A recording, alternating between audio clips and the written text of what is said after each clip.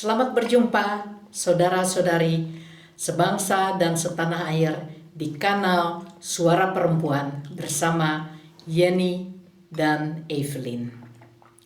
Hari ini kita akan membahas komunitas Amis yang beragama Kristen Protestan. Komunitas ini adalah pengikut dari Uskup Yakob Aman. Mereka disebut Amish dengan H, Amish.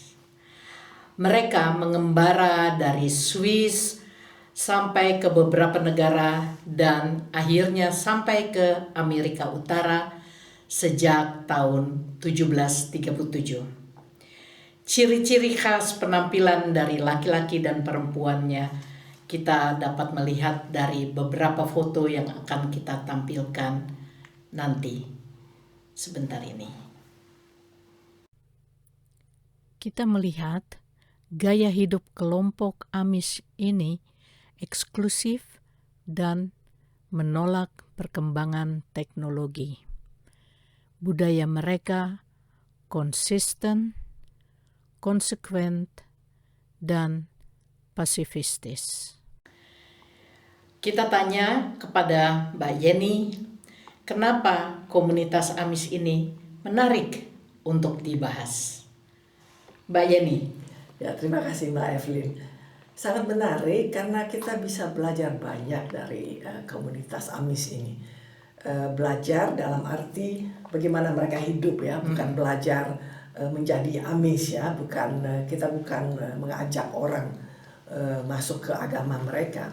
Jadi mencegah kerusuhan menurut cara hidupnya Amish, meningkatkan perdamaian. Nah, itu banyak yang kita bisa belajar dari mereka. Ya, oke. Terus caranya untuk mempelajari apa yang mereka lakukan tuh bagaimana? Nah, itu yang khas dari Amish itu, komunitasnya, mereka hidup yang eksklusif, jadi tidak membaur, tetapi yang damai sekali. Nah, kenapa bisa begitu? Karena mereka tidak menyebarkan ajaran mereka. Jadi mereka hanya melakukannya saja dan tidak mempermasalahkan agama orang lain gitu ya.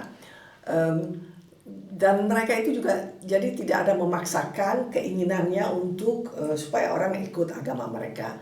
Tidak menilai agama orang lain, tidak mempromosikan agama mereka, tidak mengancam. Jadi mereka mengikuti jalurnya saja dan mereka prinsip sekali menolak perang. Nah, itu yang penting sekali. Itu sangat penting. Ya, jadi perang itu tidak boleh sama sekali. Walaupun ada yang mulai, mereka tidak akan membalas. Nah, itu. Jadi sebenarnya hidupnya mereka itu eksklusif ya? Sangat-sangat. Jadi sama sekali tidak membaur. Di dalam komunitas mereka itu yang tinggal yang mereka saja, orang Amish semuanya. Dan komunitas itu boleh dibilang dipagerin lah ya. Jadi di situ mereka tinggal, pemukimannya, di situ lokasi kerjanya, karena ladangnya juga di situ, lahan-lahannya, dan di situ juga tempat ibadah mereka. Kalau mereka hari Minggu ke gerejanya, dan di situ juga tempat sekolah anak-anaknya. Jadi itu semua terjadi di situ. Mereka nggak keluar, jadi kan benar-benar eksklusif sekali. Iya. Tapi kok bisa damai? Nah itu, ini yang makanya sangat menarik. Dia eksklusif dan dia tidak mau memaksakan agamanya ke orang lain. Memang itu prinsip juga. Mereka tidak mau mengajak orang lain.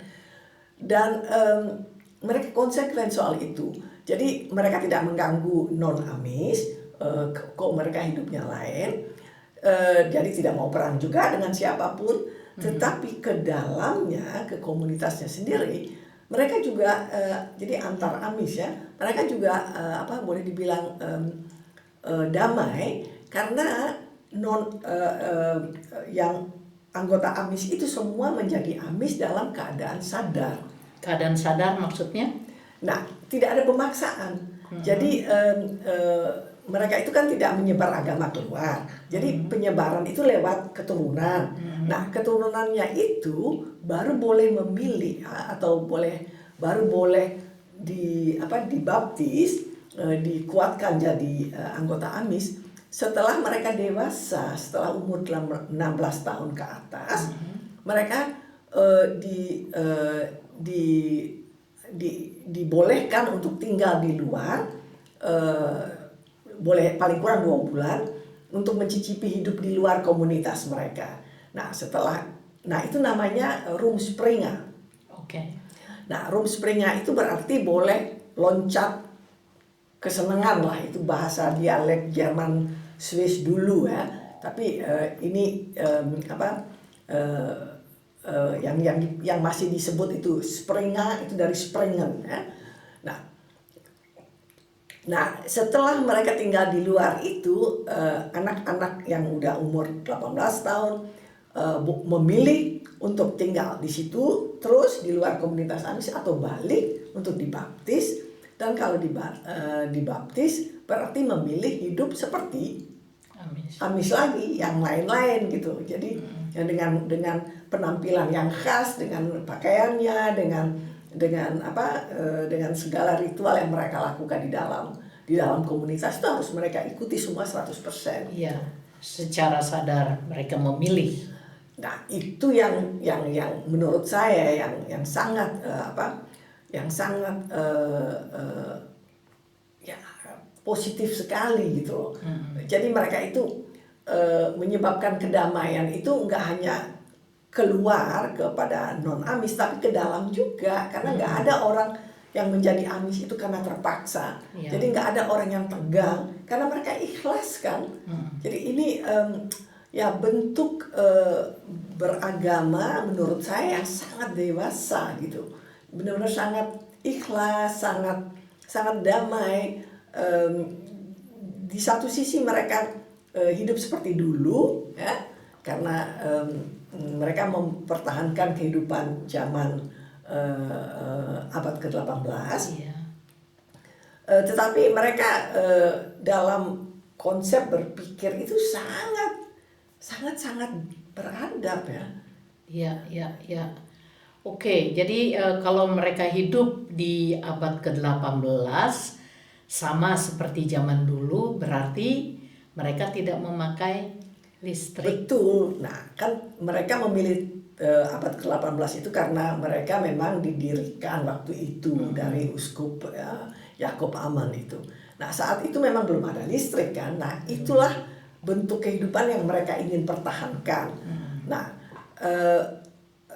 makanya mereka walaupun eksklusif bisa damai.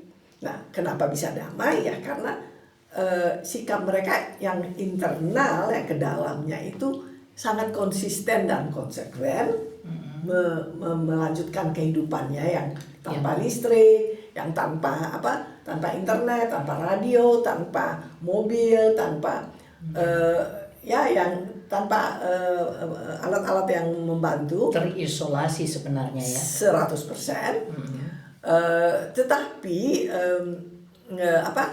mereka bisa pertahankan itu juga karena mereka konsisten dan konsekuen. Jadi mereka nggak mengeluh ya. Jadi mereka memang itu pilihan. Kan nggak ada orang yang dipaksa jadi AMIS. Tetapi keluarnya kepada di luar komunitas AMIS yaitu jadi kepada non AMIS, mereka sikapnya juga jelas sekali. Mereka tidak punya klaim yang tidak realistis. Jadi mereka yakin dengan agama mereka, tetapi tidak mempertanyakan agama orang lain, karena mereka yakin dengan kebenarannya, tetapi tidak merasa lebih dari orang lain gitu. Tidak merasa paling benar atau lebih benar atau lebih sempurna atau lebih baik atau lebih atau mereka itu adalah yang terakhir gitu. Nggak ada, karena mereka kan terbentuk dari pemisahan dari mainstream agama Menonit itu. Nah, biasa bisa yang lain-lain juga begitu. Jadi bisa dibilang mereka itu sangat beradab kalau saya bilang. Sangat manusiawi. Sangat manusiawi dan banyak hal yang bisa kita contoh gitu. Di satu sisi seperti ketinggalan hidup zaman abad ke-18 ya gitu kan, kayak seperti primitif gitu. Tetapi di lain sisi sangat sangat peradabannya sangat tinggi, sangat manusiawi sekali. Saya malah berani mempertanyakan agama yang begitu sangat manusiawi seperti itu, ya kan? Iya. Tanpa kita promosikan agamanya Amish ya. Betul. Jadi kita bukan membahas teologinya, tetapi cara mereka, cara hidup yang itu bisa kita contoh, saya rasa. Ya, demi kedamaian di dunia ini tentunya. Ya, kita mulai dengan damai di lingkungan dulu dong ya. Bagaimana kita bisa damai di dunia kalau di sini aja kita dengan tetangga yang di luar komunitas aja udah ribut kan. Bagaimana mau kan itu semua kan ada hubungannya gitu. Jadi banyak yang kita, menurut saya banyak kita bisa contoh gitu. Bisa contoh ya. Terus kalau tidak mengikuti perkembangan di luar komunitas mereka, apakah mereka terbelakang? Nah itu juga sesuatu yang bisa kita diskusikan juga ya. Terbelakang dari segi apa ya? Kalau dari segi mereka tidak bisa menemukan teknologi baru atau teori baru, penemuan-penemuan baru nggak mereka lakukan karena mereka tidak fokus ke sana Ya. karena mereka tidak mengikuti pendidikan yang tinggi. Jadi mereka benar-benar sederhana sekali. Jadi mereka hidupnya itu boleh dibilang alamiah gitu loh, sederhana, alamiah, tetapi sangat hemat dengan planet kita, dengan bumi kita. Bumi kita tuh nggak hancur sama mereka. Ya, Karena tidak memakai segala macam listrik teknologi. Tidak ada polusi, Iya. tidak ada, dan mereka tidak menebang hutan. Jadi semuanya masih alamiah. Jadi itu juga ada hal positifnya, dan walaupun demikian mereka sangat manusiawi. Di satu sisi bisa dianggap primitif oleh ada orang yang bisa menganggap begitu, tapi di lain sisi mereka lebih manusiawi daripada kita mungkin. Iya. Ya kan? Iya. Wow, menarik sekali. Oke, saudara-saudari, kita sampai pada akhir acara hari ini dan semoga kita berjumpa kembali di acara berikutnya. Terima kasih. Terima kasih. Terima kasih. Mbak.